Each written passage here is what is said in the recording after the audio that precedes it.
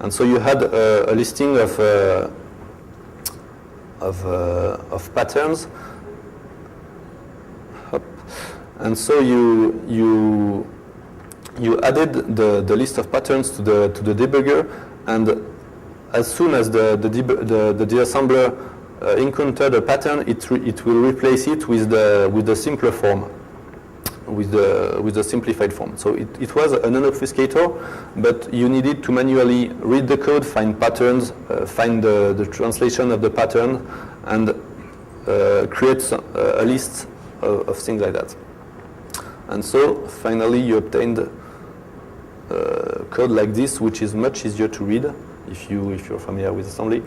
So what we had earlier in the previous window is equivalent to, I think, 2 lines here. So the whole messy graph is now reduced to a few lines in this window.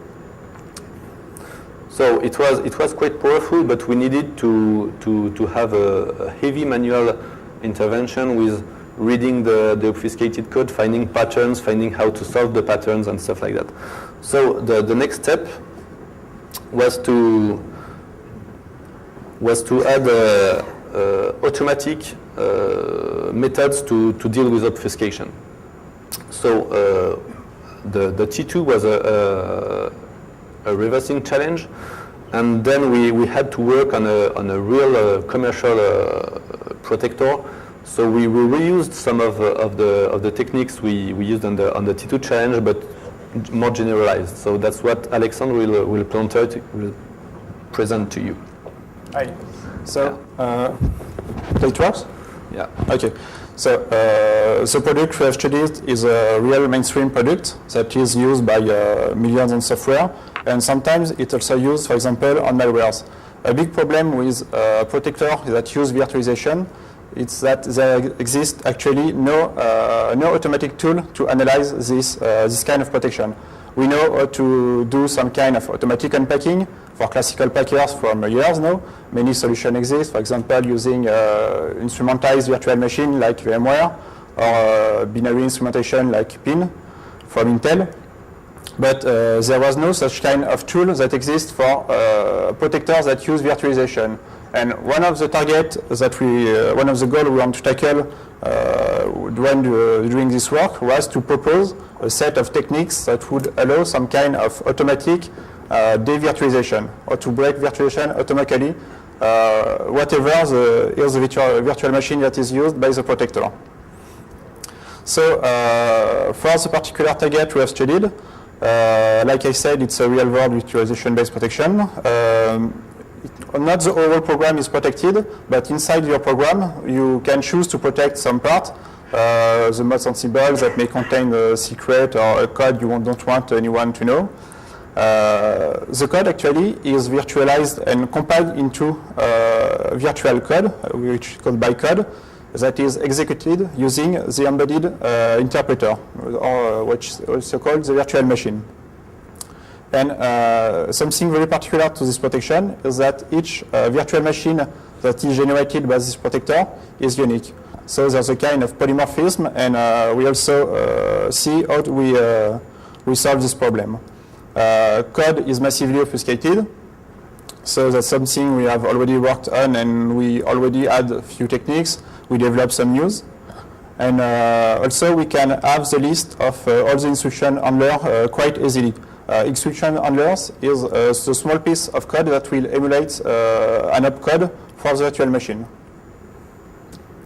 So, like Johan said, we already had some kind of filtering processor. That means we're able to match pattern and destroy them really soon in the disassembly process, directly into the implementation of the processor in MetaSM. We can easily walk through the control flow graph of a binary and manipulate this control flow on the fly. We can relink blocks together and do whatever we want. And we can also apply some kind of pattern when we walk through this graph. Trying patterns manually is very boring. That's not something we are interested in. And we try to automate this kind of job. So to sum up, What we wanted to do is to rewrite the code into a simpler form, but doing so we want to preserve its semantics, of course, because we're interested by it. And as a side effect, we also would like to proceed to that code elimination and to really get a simpler form. If we thought about that, one idea that quickly comes in mind is that compiler already do this kind of job. It's called basically optimizations. So we can do optimization with respect to different criteria, which may be speed, size, or anything else. Our own optimization criteria will be code conciseness, and because we want it to be easily analyzable with our classical tool.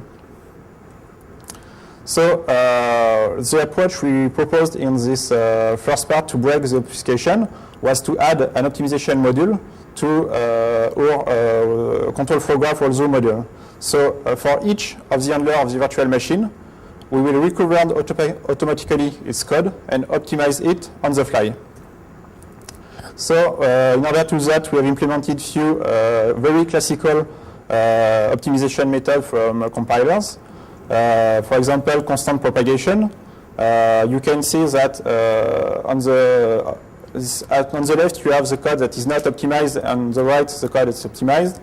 You can see that on the first line, register AL is assigned with the value 12, and then we will propagate it to the third line when the same register is used. It's really some basic stuff that has been done in compiler for years, and we will use it to break obfuscation. Some other optimization techniques are, for example, constant folding.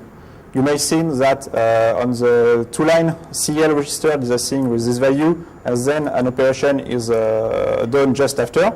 We will automatically solve this operation and assign, keep only one instruction, which is a segment of CL with the right value. Almost the same thing is operation folding. Here we will fold the first line and the three line into a single operation. So this is part of the techniques we have implemented into in our optimization modules. So right now I will show you a few examples of how it works on the protected code. First of all, I will show you what the protected code, obfuscated code looks like at the beginning. So this is the obfuscated code. You can see that there's lots of basic blocks that are linked together by jumps. This is a very classical in obfuscation. That's not a problem. We already have some techniques to merge all this code into a single basic blocks. But what we can see also is there's a lot of arithmetic operations. And our optimization method will be quite effective against this code. So remember the size of the whole code you have here. It may be something like 100 instructions. And once the optimization techniques are applied to this exactly same code, you will see that the code is quite more reduced. Yep.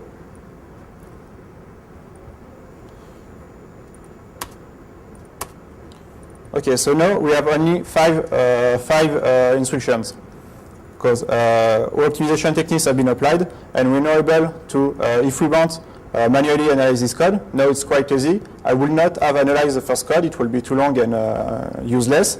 But now we are able to do it, and we're also able to easily compute what is the semantic of its code. It will be the next part.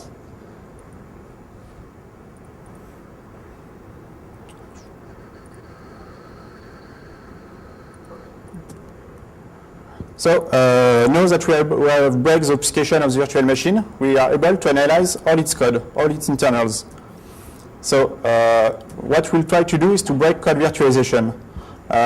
From a theoretical point of view, code virtualization is rather weak.